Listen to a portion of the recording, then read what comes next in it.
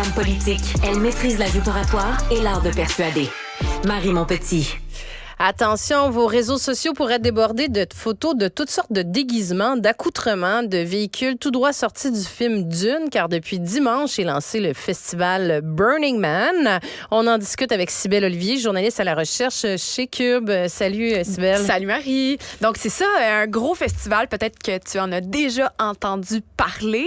Donc c'est des gens qui viennent de partout dans le monde, mais principalement des États-Unis, et qui sont friandes de vivre une expérience pas mal extraordinaire.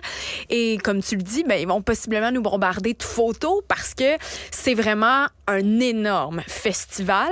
Et à ne pas confondre avec Coachella, qui est aussi un énorme festival dont on parle souvent, qui est aussi de culture populaire, mais qui se concentre sur la musique, celui-là. Burning Man, lui, c'est un festival d'expérience humaine. Si tu veux, elle est là, la grande différence. Donc, c'est un méga événement qui est organisé dans le désert du Nevada, avec une ville qui se construit et se déconstruit ensuite pour le festival. Alors ça, c'est une des grandes particularités. La ville qui se construit pour ça s'appelle Black Rock City. Donc, c'est près de Reno, dans le désert du Nevada. Alors, ils vont construire des structures sur place. Ils vont brûler des affaires aussi, un peu n'importe quoi, dont l'élément fort qui est The Man, le gars de Burning Man, qui est une énorme structure de 75 pieds de haut, construite par une centaine de personnes, qui est finalement la cérémonie de clôture de l'événement. Donc, cette immense structure qui va brûler à la fin de l'événement. Alors, ça a commencé le 27 août, donc cette fin de semaine, et ça se terminera maintenant le 4 septembre. Alors, 9 jours de festival dans le désert, Marie. Okay. Puis là, tu vois, moi, j'en ai jamais entendu parler. Moi qui est bien au fait, généralement, de ce genre de festival-là, je comprends de ce que tu dis que c'est pas récent, là. C'est pas sa première édition, pourtant. Ben non, c'est ça, c'est sa 37e édition cette année. Ça fait longtemps. Moi, je pensais pas que c'était aussi vieux. C'est récent que j'en entends parler, mettons plus ou moins peut-être 10 ans, mais ça date, la première édition était en 1986. C'était une vingtaine de personnes, il n'y avait pas beaucoup de monde. Et là, maintenant, d'année en année, c'est par coup de milliers de personnes qui s'ajoutent. Donc, l'an dernier, 80 000 personnes étaient là. 80 000 personnes qui étaient là dans cette ville construite de toutes pièces. Et aujourd'hui, ben, c'est une histoire de fashion, c'est une histoire de liberté, c'est une histoire de drogue aussi. Et surtout une retraite humaine qui coûte super cher. Mais ce qui m'a fasciné aussi dans mes recherches, c'est que c'est une histoire d'architecture également, parce que, comme je l'ai dit, on construit une ville carrément de toutes pièces. Et donc, au début, c'était une vingtaine de personnes. C'était ailleurs aux États-Unis complètement. Et là, finalement, on a fait un vrai plan de cette ville-là, de la ville de Black Rock, en 92. Il y avait 600 personnes qui pouvaient être sur place maximum. Mais là, les gens voulaient venir. Les gens voulaient pouvoir s'installer, apporter leurs grands véhicules, leurs chars qui étaient construits aussi pour ça. Vraiment comme des chars allégoriques un peu, mais dans lesquels on peut soit dormir ou fêter alentour et tout ça. Donc, quelques années plus tard, en 96, ben là, la ville pouvait recevoir 8000 personnes. Il y a des architectes qui ont été engagés pour vraiment venir créer un plan de la ville. Et finalement, aujourd'hui, on se retrouve avec le plan principal de Burning Man. Donc, pour vous donner une idée, là, si on regarde ça à vue d'oiseau, ça ressemble un petit peu à une arène où on voyait les gladiateurs combattre, là, un genre de demi-cercle. Ou sinon, si vous êtes déjà allé en Jordanie, à Petra, ça ressemble au théâtre de Petra. Donc, c'est vraiment comme un demi-cercle comme ça. Et c'est énorme. Il y a des rues principales dans le milieu qui sont dessinées pour que les gens convergent au bon endroit. Des endroits précis où on peut camper. D'autres endroits où il y a les tentes particulières, où il y a toutes sortes d'événements qui se passent. Alors, c'est vraiment fascinant. Et donc, au début des années 2000, il y avait 25 000 personnes qui étaient là. Et là, comme je l'ai dit, l'année passée, c'était 80 000 personnes. Cette année, possiblement plus. Là. Puis là, le monde, ils vont faire quoi pendant 9 jours là-bas? Mais il y a plein d'affaires, là. T'sais. C'est des affaires hors normes un peu. Il y a des ateliers d'autogestion. Il y a des parties techno, des parties de musique. Il y a comme un quartier à thématique sexuelle. Il y a comme des tentes BDSM. Il y a beaucoup de drogue aussi. Donc, c'est toutes sortes d'activités qui te permettent un peu chaque jour d'aller vivre différents types d'expériences humaines. C'est vraiment ça le but. C'est du monde qui vont partager des repas, qui vont aller danser ensemble, qui vont rencontrer du monde, qui vont méditer, qui vont faire des trucs tantriques. Là. C'est vraiment toutes sortes de choses c'est un réunies. trip, là. Tu t'en vas là pendant 9 jours, puis tu vis des expériences. Ah ben oui, c'est ça. Puis Okay. tout ça, c'est basé... L'idée de créer tout ça, comme je l'ai dit, c'est pour se rassembler. Quand on parle des retraites, là, que le monde font de yoga, des trucs comme ça, mais on peut s'imaginer ça version là, un peu... Ouais, une retraite de BDSM avec de la drogue. Il n'y a pas que ça, mais des fois, ça l'a mal viré aussi. Il y en a eu des mauvaises histoires parce qu'avec autant de personnes qui sont là, nécessairement, tu vas en croiser une couple qui sont pas nécessairement bien intentionnées. Donc, il s'en est passé des mauvaises choses, mais le but, c'est que ça se passe bien. C'est basé sur des principes fondamentaux. Je vous les nomme pour que vous compreniez c'est quoi l'idée à la base de cette retraite-là.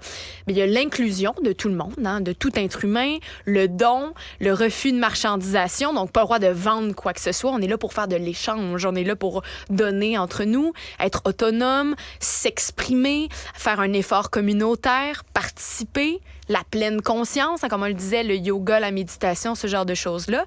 Mais surtout, un des principes, c'est ne laisser aucune trace. Arriver et repartir sans trace humaine. Comme si une tempête de sable était passée et finalement, tout ce que l'humain aurait touché disparaît. Mais c'est là que ça devient un peu problématique parce que c'est principalement ce côté-là de ne laisser aucune trace. C'est le principe qui est le plus bafoué de tous. Puis c'est pour ça que je voulais vous en parler aujourd'hui parce que Burning Man, d'année en année, est de plus en plus critiqué. Avec la crise environnementale, avec les changements climatiques, on se demande un peu, en fait, si ce rassemblement-là de personnes en plein milieu du désert, c'est pas devenu un peu démesuré. Puis surtout, comment on fait pour survivre dans le désert avec des chaleurs comme ça qui sont de plus en plus terribles. Donc, c'est un endroit finalement où des gens qui ont de plus en plus d'argent se rassemblent pour aller vivre un trip. Mais finalement, on se demande pourquoi. Pour vous donner une idée, ça coûte très cher aller à Burning Man. Le billet seulement est 2700 US. Ça, c'est pour 9 jours là-bas. Ça, c'est seulement pour rentrer. Ensuite, il faut que tu payes pour te stationner. Il faut que tu t'équipes avec de l'eau, avec de la nourriture, avec de la glace, parce que parfois, on atteint des températures de 40 degrés. C'est le maximum qu'on a atteint l'année dernière. Mais aussi, il y a les substances, comme je le disais, ça aussi, ça a un certain prix. Et finalement, le séjour peut te coûter environ 5 000 $ au final. Alors, une retraite pas si légère que ça, je te dirais. Et là, à cause de toutes ces raisons-là, mais des raisons climatiques aussi, de plus en plus de voix se font entendre et on remet en doute la pertinence de l'événement qui a un peu perdu son cœur, comme je le disais au début, de petites communautés qui se rencontrent. Voilà, à 80 000 personnes, t'es peut-être moins dans ta bulle. Un petit peu moins. Puis c'est ça, il y a eu... je pourrais en parler longtemps, mais c'est plus ce que c'était. Et est-ce que c'est encore pertinent? C'est vraiment la question qu'on pose, surtout au niveau environnemental. Et au printemps, il y a un article qui a fait beaucoup de bruit dans The Wired, un article qui parlait justement de la conscience environnementale de l'événement. Pour vous donner une idée, l'année passée, le bouchon de circulation que ça a créé à la sortie du festival, donc quand toutes les personnes ont voulu s'en aller, ça a duré 12 heures de temps. Le bouchon était tellement gros que c'était visible de l'espace aussi. Donc, tous ces véhicules-là qui consomment de l'énergie et qui donc font des émissions de gaz à effet de serre. Après ça, c'est un endroit où il fait extrêmement chaud, je l'ai dit. Puis comment on refroidit un désert? C'est en se climatisant, en ayant des climatiseurs au gaz. Donc, toutes ces choses-là, une à une, ça fait qu'il y a énormément d'émissions. Puis d'ailleurs, c'est pas un événement carboneutre, c'est ça que tu me dis. Pas du tout, même si le festival en est conscient puis dit vouloir faire toutes sortes de démarches pour essayer de trouver comment soit utiliser des panneaux solaires. Mais ils sont un peu victimes de leur succès. C'est pas, après ça, peut-être qu'ils vont réussir à s'ajuster à je veux dire, c'est énorme, là, l'augmentation de la clientèle. C'est ça, mais est-ce qu'ils vont réussir? Puis est-ce qu'ils devraient réussir aussi? Et pourquoi pas simplement arrêter? Parce que d'année en année, on réussira pas à être carboneutre. Puis 90% des émissions de ce festival-là sont faits par les gens qui s'y rendent. Donc, en transport, en voiture, mais en avion aussi. Ça a un énorme impact. Puis, c'est une des raisons pourquoi, justement, les environnementalistes se sont prononcés, puis particulièrement cette année.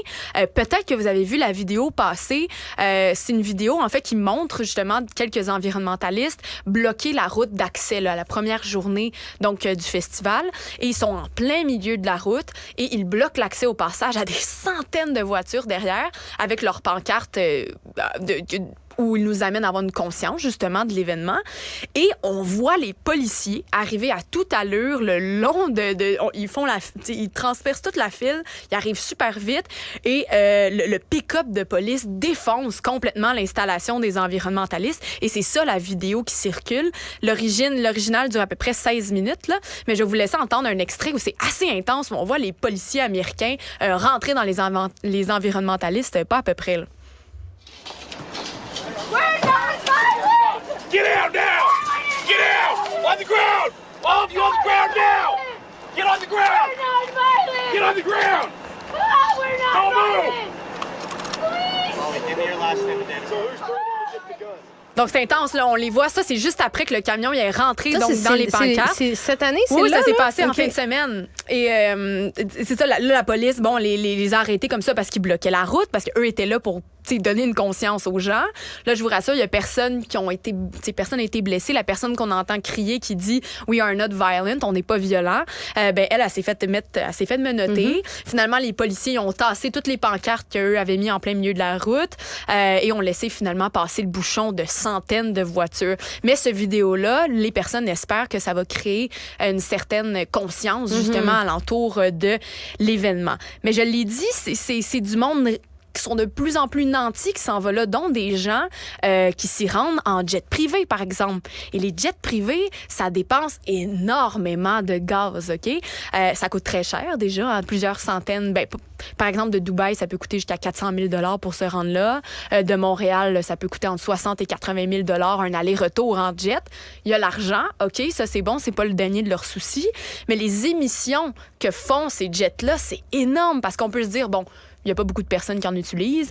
C'est moins d'1% de la population mondiale qui ont des jets privés ou qui en utilisent. Parfait.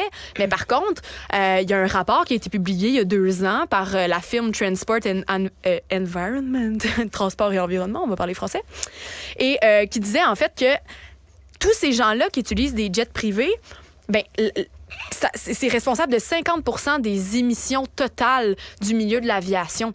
Donc, si on retirait les jets privés en circulation, on aurait déjà beaucoup moins d'émissions de CO2 qui seraient générées par le transport, j'allais dire transport aviaire, le transport en aviation. Donc, bref, c'est pour dire que les gens qui se rendent là, les raisons pour lesquelles on y va et la manière dont on organise le festival, laisse à désirer question environnementale. Alors, Burning Man, est-ce qu'il pourra sortir finalement de sa spirale de mort climatique?